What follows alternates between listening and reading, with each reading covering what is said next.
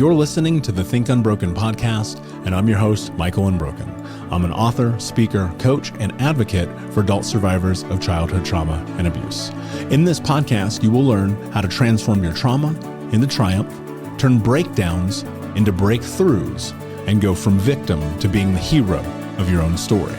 You can learn more at thinkunbrokenpodcast.com, and of course, check us out on Apple Podcasts and Spotify at Think Unbroken Podcast. One of the questions I get all the time is, how do you know if you're actually healing from trauma? And so today I'm going to talk to you about the 7 signs that you're healing from trauma.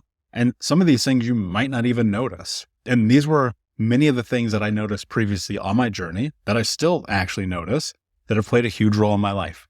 Now, of course, if you have not, you can hop on a coaching call with me at any time. If you go to thinkunbroken.com, that's thinkunbroken.com, or hit me up on Instagram at Michael Unbroken, hop on a free coaching call with me. Let's see where you're at in life. Let's see how the group and the community can support you more in your healing journey.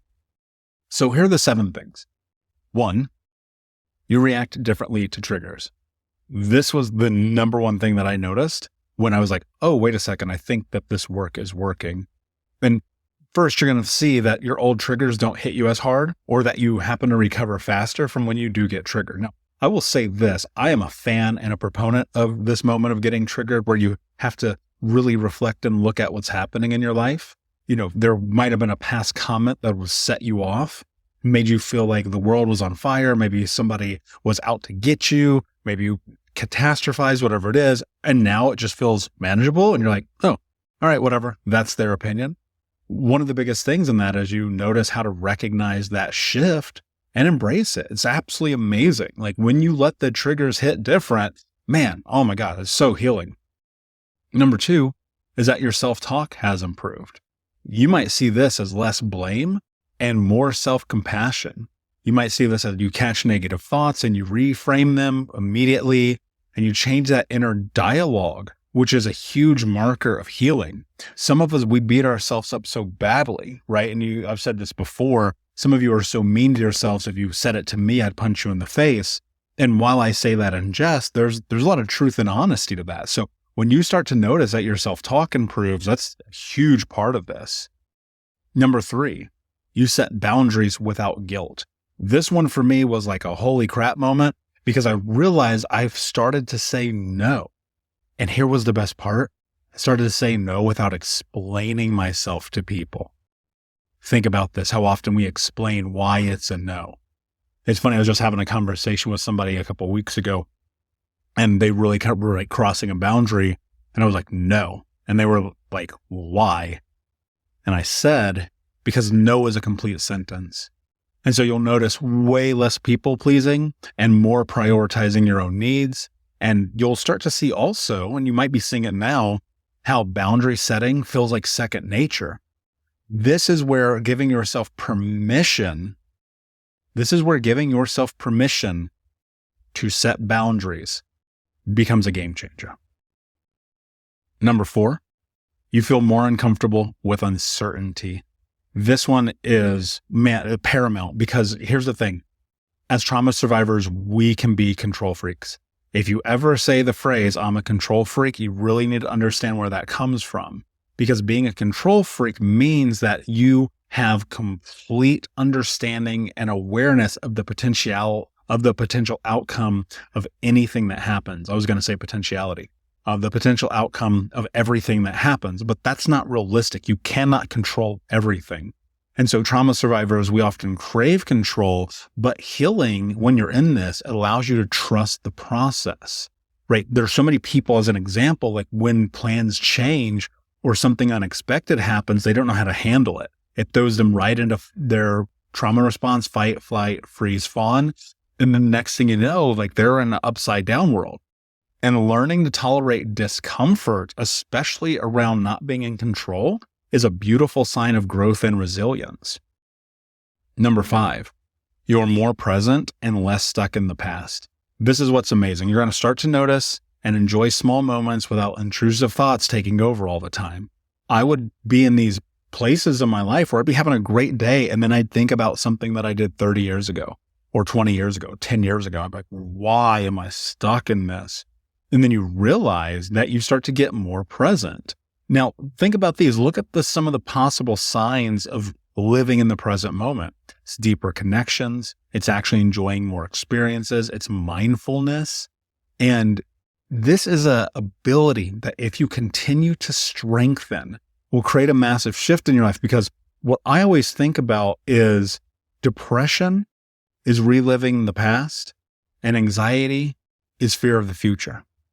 But the present, this moment right here, right now, this is actually the only thing that we can control. Believe it or not, I wish we could control everything, but you know it as well as I do, you can't. And being stuck in the past, that's a recipe for disaster. There's rumination there. There's disappointment there. There's anger. There's hurt there. And it's not that like those things won't come up and sometimes you need to address them, but you need to ask yourself, where are you living in the past? What do you need to let go of? What do you need to heal and move through to really go to the next level in your life? Number 6, you recover from emotional lows more quickly.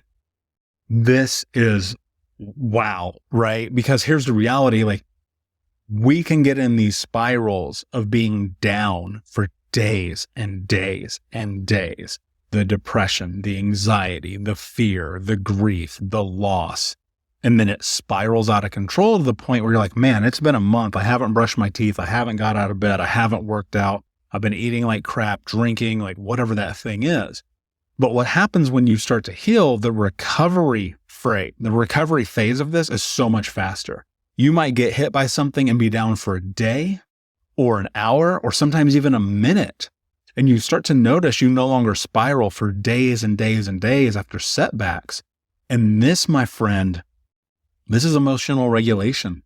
This is nervous system healing right here at its finest. Because getting to control and regulate our emotions, man, that's everything. This means that you don't make rash decisions. This means that you don't freak out. This means that when you are in a position of difficulty and conflict, you can navigate it well.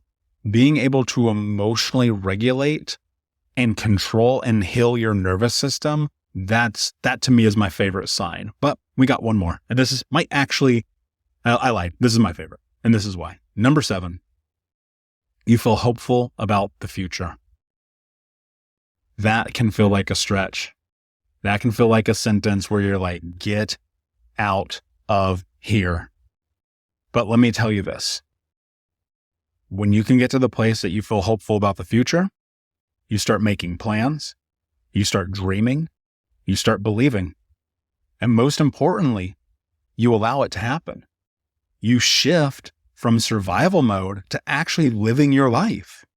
And the mindset shift that happens is integrated deeply into healing. When you can get to this place that you're hopeful and you're optimistic, this doesn't mean, and I teach my clients this all the time, like if you've never come into the groups, if you haven't read my books or anything like that, I want you to think about this. When you get to this place where you can leverage hope while knowing that life is going to life, you're in control. Because the future can still be bright. It can still be beautiful. It can be powerful. Yes, it can be very difficult. We know this. You know this. I'm not going to sugarcoat it, pretend that's not a reality. There's loss, there's suffering, there's hurt, there's pain here. But you have the ability, if you focus on the future, to really, really create hope just in the way that you think. So just want to recap those again for you, because these are the 7 signs you're healing from trauma. Number 1, you react differently to triggers. Number 2, your self-talk improves. Number 3, you set boundaries without guilt.